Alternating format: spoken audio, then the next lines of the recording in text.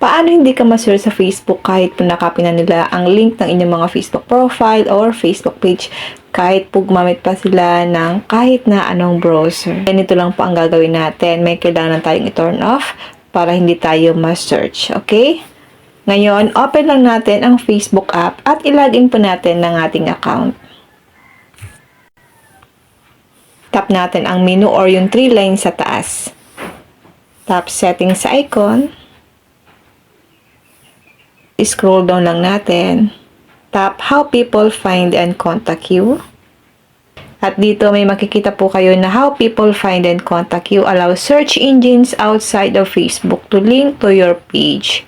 When this setting is on, search engines may link to your page in the results. So, kailangan po natin guys i-turn off itong allow search engines of Facebook to link of your page. I-turn off mo lang yan guys. Off para po hindi ma-search ang inyong mga Facebook profile or Facebook page kahit po gumamit man sila ng any browser. Okay? Ganun lang po ang gagawin natin kung ayaw nyo pong nasa-search ang inyong mga Facebook profile or Facebook page kahit po ang gamit nila ay naka-browser pa sila. Yun lang guys, sana pa may natutunan kayo sa aking video. Huwag nyo na po kalimutan na i-follow ako at i-share ang ating video para malaman din po ng iba kung paano po tayo hindi masa-search sa Facebook.